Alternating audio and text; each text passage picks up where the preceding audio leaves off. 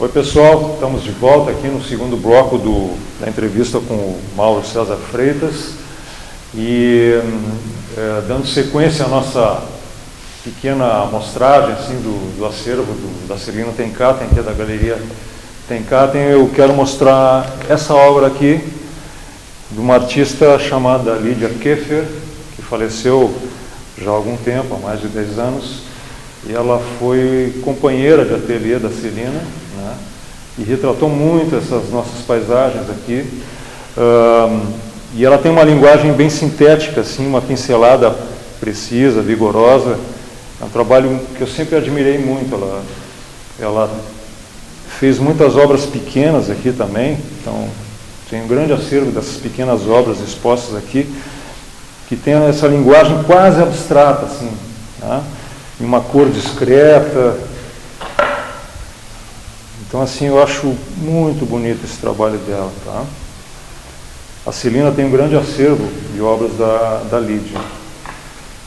Então, esse acervo que eu vou mostrando para vocês aos pouquinhos, ele está disponível aqui para visitação, tá? A galeria está aberta durante toda a semana, eu fico aqui durante a semana trabalhando e recebendo as visitas. São todos bem-vindos aqui, tá? A gente volta então para a conversa com o Mauro. E uma coisa que eu queria te perguntar, Mauro, durante esses eventos que tu desenha ao vivo, né? Não te dá uns brancos às vezes? Cara, é curioso isso, porque não dá uns brancos, é o contrário, às vezes dá um excesso de ideias, é uma coisa louca isso. Tanto que nos últimos eu tenho que pegar um papel e às vezes anotar, porque a pessoa está falando, eu estou desenhando alguma coisa que a pessoa falou, e aí daqui a pouco a pessoa já está falando de outro assunto e eu estou ali ainda desenhando, e a pessoa fala uma coisa que me fazer uma ideia de um cartoon com aquilo ali, e eu tenho que anotar, senão eu esqueço. E, cara, até agora não, por enquanto, talvez se eu continuar fazendo isso durante alguns anos a idade chegar, pode ser que eu esqueça, mas eu acho eu não sei. Sempre foi o meu receio de fazer esse tipo de trabalho ao vivo, assim, de dar um bloqueio na... Cara, e às vezes quando dá, assim, numa ideia, falta, digamos assim, uma ideia, às vezes eu faço o cartoon mais básico, assim, sem muita coisinha ali, faz um cartoon meio básico, né, e... Porque que é difícil fazer, se for 15 desenhos, fazer todos os 15, nossa... Com o mesmo nível. É engraçado, tá, tem uns que ficou melhor que outros, né, mas tu não consegue manter todo... Mas, cara, até hoje não aconteceu, assim.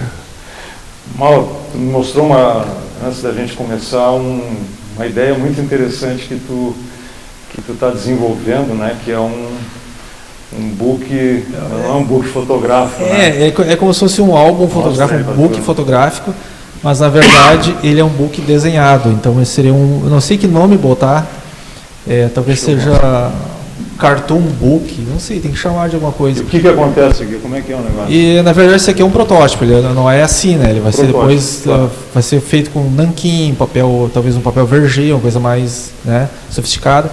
A ideia é o seguinte, a pessoa que está completando talvez 10 anos de casado, ou que a pessoa está fazendo uma formatura de faculdade, ou que vai fazer os 15 anos da sua filha, algum evento, a pessoa pode relatar, me passar 15 fatos, né?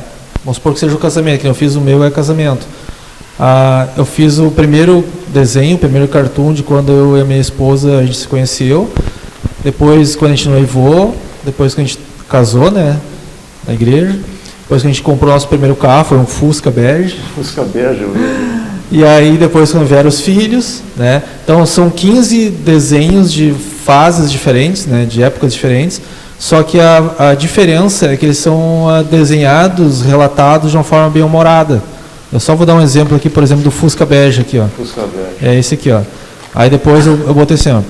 Depois de casados, eles rasparam suas economias e compraram um Fusca bege. Aí está lá o desenho de eu dirigindo. Aí ela fala assim, amor, você até que dirige bem. Aí eu respondo, espere só até eu tirar a carteira. Então, sempre tem uma sacadinha, sabe? Uma coisa moral. E esse trabalho tu tá disponibilizando. Eu estou disponibilizando. Isso aí as pessoas que se interessarem, as pessoas podem me mandar no e-mail, né, ou no WhatsApp mesmo, um textinho com 15 fatos, é o que dá um álbum tamanho bom. Grande sacada, grande sacada. E fica uma coisa interessante porque fica uma memória bem assim, humorada, né? E é legal porque há momentos que as pessoas viveram que na época pode ter sido meio assim, estressantes, ou não sei, né? Aí daqui a pouco a pessoa vê aquilo na forma do desenho, aquilo tem outra roupagem, assim, né? Ô, Mauro, quem é esse cara que está aqui com a gente? Pois é, eu estava vendo, tem um cara aqui de Slayer, que surgiu aqui. O cara da pesada, ó. É o cara dos rock and roll. Esse cara aqui? Esse cara aí. Olha aí, ó, é o Léo. É o Léo, esse é o Léo, para quem não conhece é o Léo. O Léo é o primeiro herdeiro, né? O Léo é o meu mais velho. Que não herdou só os dotes familiares, dotes materiais da família, mas os dotes artísticos também, né? O Léo que me surpreendeu, assim, né, positivamente. O Léo que me ajudou muito no meu processo de desenho, que ele coloria, ele botava cor nos desenhos no Photoshop, né? Eu fazia. E aí ele foi indo e agora tá aí, tem um trabalho feito por ele. Isso aqui. Então fala um pouquinho. O que é isso aí, velho? É um livro que conta a história minha e do meu irmão, o Vini. O livro conta a história minha e do meu irmão, Vini, meu irmão mais novo, que nós dois fomos diagnosticados com autismo, e surgiu aí a ideia da gente fazer um livrinho contando um pouco da nossa história, mas é aquela coisa, uma história sobre irmãos autistas. Eu particularmente não gosto muito da ideia de protagonismo, então eu gosto de entender que é uma história sobre irmãos autistas, pessoalmente, né? E aí surgiu a oportunidade de fazer o livrinho, de ilustrar o livrinho, né? Sim. E nada mais justo, já que seria uma história contada sobre nós, né? Então, eu acho que cabe contar um pouquinho da história, que era assim. A história, acho que depois a gente fala mais detalhadamente. A gente vai entrar mais no conteúdo. Porque a história não é a história nossa, é assim, o texto, né? O desenho é do Léo, mas o texto não. Certo. E tu me contou uma coisa que eu fico impressionado, assim, que ele fez toda a ilustração com o mouse. Com o mouse. Então, e aí, como é que tu consegue isso, cara? Na verdade, é até bem mais fácil do que parece, não é uma coisa tão difícil. Depende do software. Eu usei o Adobe Illustrator, então é um programa um pouco mais maleável, digamos assim, né? Para quem usa mouse, dá para fazer bastante coisa. Eu já desenhava muito no computador antes de vir a fazer esse livro, então eu já tinha uma certa prática. Aí, quando eu tinha alguma dúvida, eu pedia ajuda pro pai, coisa. Daí eu passava tudo pro Photoshop, coloria, botava efeitos de luz, sombra, saturação de cor, coisas do tipo. E eu diria que foi um trabalho meio difícil para fazer de primeira, porque eu não costumo desenhar coisas infantis.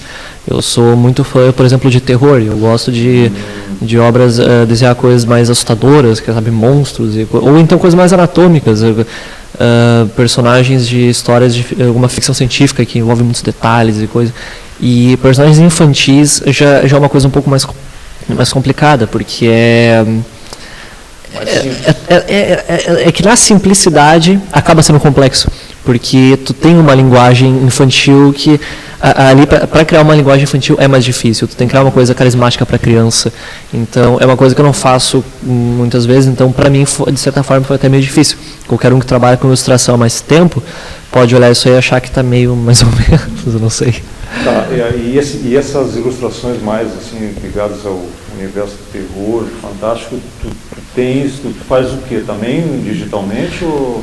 Preferencialmente eu escrevo histórias, em texto mesmo, mas quando eu tem coisas que é difícil de eu botar em papel, porque quando tu está escrevendo tu acaba sendo racional demais, e eu acho que algumas histórias de fantasia tu tem que deixar o abstrato tomar conta, então tu começa a rabiscar e pintar algumas coisas.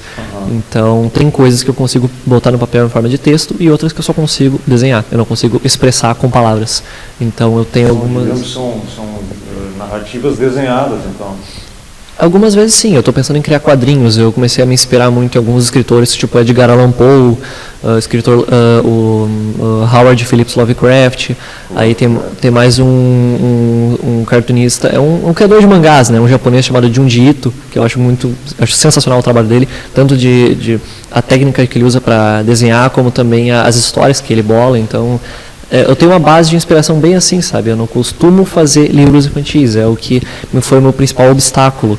Então, muitos desenhos eu tive que refazer, não ficaram tão bons. Está muito interessante assim, e eu entendo o desafio, porque quem gosta de Lovecraft, né, principalmente esse cara, que é da pesada, né?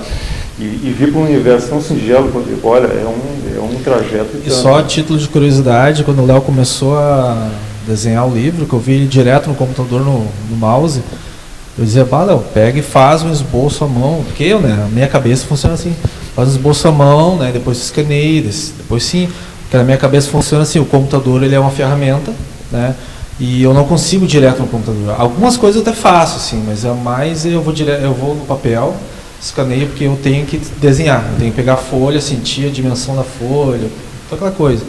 E o Léo me surpreendeu. O Léo fez direto no computador com o mouse ainda, e o resultado excelente, assim, sabe? E ele já vinha acumulando essa experiência com o universo da ilustração, te ajudando em alguns trabalhos anteriormente. Né? Alguns trabalhos. Eu desenhava e eu pedia para ele pintar no Photoshop os desenhos para ganhar tempo. E quando ele fazia isso, eu fazia outros desenhos, né? Uhum. E o Léo nunca teve dificuldade com esses softwares de gráficos, assim, sempre foi de boa. O Illustrator ele aprendeu, digamos, sozinho. Foi lá, e me surpreendeu. O resultado para mim tá bom. Que legal, que legal. Mas tu também desenha na mão grande. Na mão. No lápis, na verdade, eu estou bem de acordo com o pai nessa coisa de que o computador é só uma ferramenta, que o natural é tu fazer à mão, porque a coisa flui melhor. Mas digamos que a ansiedade e a pressa não me deixaram fazer no esboço primeiro. Eu quis ir direto no computador e ver pronto. Eu queria ver ele concluído, assim. Mas eu gosto bastante de desenhar à mão. Eu não sei porque eu adoro caderno. Eu sempre tenho que estar com um caderno. O pai e a mãe sabem, eu tenho uma coleção de cadernos na casa de desenho, o caderno de linha mesmo, porque eu escrevo umas histórias assim. E porque eu comecei a ver que digitalizar demais a criatividade não funciona bem. É uma coisa muito. O universo digital ele é uma restrição do universo do analógico, do real, né? É uma redução da realidade. Né? Eu acho fantástico os efeitos, às vezes no Photoshop, que tu consegue fazer com o computador. Eu uso até bastante, assim, mas na etapa final, né? No processo de criar, eu prefiro pegar o papel, rabiscar, né? Eu acho que cada um. Eu prefiro assim. Talvez alguém vá achar mais fácil, né, já partir no computador. Porque o mundo digital ele é um simulacro, né? E ele simula o táctil, né? A pressão do lápis, mas é uma simulação, né? Ela não está acontecendo quer dizer, até acontece lá na mesinha digital. Só que tem todo um trajeto para chegar até o. Até o Photoshop tu pode baixar, tem uns brushes que simula aquarela, um monte de coisa ali, né? Mas nada quanto pegar a tinta mesmo, né? Pintar, bom, tu é pintor, tu sabe? Sim. Não tu tem. Tu sente essa necessidade. Sim. E me diz uma coisa, vocês podem enviar para a gente alguns desses desenhos para a gente ir pontuando aqui tem alguma coisa assim? Eu posso procurar lá em casa. A gente tem um material bom até, a gente pode selecionar. Então o pessoal já deve estar vendo algumas imagens que o Lauro está editando aí, desses desenhos que vocês vão mandar, mas já mandaram. É uma máquina do tempo, a gente fez isso aí. Legal. Beleza. Então faltou um livro aqui, né, cara? Esse é o meu filho mais novo. O filme que é de quando esse livro? Esse aqui é desse ano, ele saiu agora mês passado. É A Flor da Pele. Esse aqui eu fiz em parceria com uma amiga minha, psicóloga também. Né? Mais uma psicóloga. E a gente fez esse livro juntos, eu ilustrei. E ele tem uma ilustração um pouco diferente dos outros. Ele mistura uma coisa com o fundo, eu fiz com guache, né? Fiz com guache e aqui é Photoshop, né? Textura, tudo Photoshop. Mas eu resolvi dar uma inovada, assim, fazer uma coisa meio diferente, assim. Legal.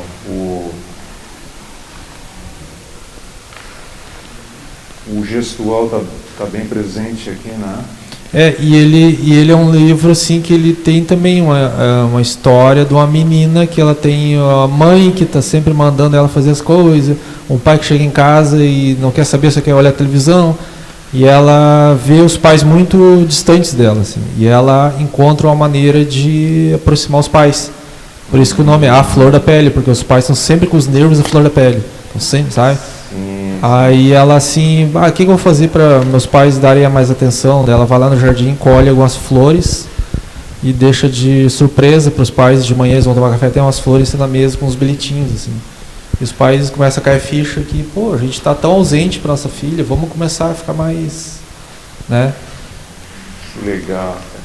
E é interessante que essa editora, ela tem, a abordagem dela é o universo da psicologia. E não é só essa linha de livros infantis. E não é só é uma linha de livros infantis, tem também livros de brochura, livros mais grossos, e tem também jogos, eles fazem jogos também psicológicos. Então é uma editora grande, assim, bem conceituada. Onde é que é? É em Novo Hamburgo. Novo Hamburgo, também.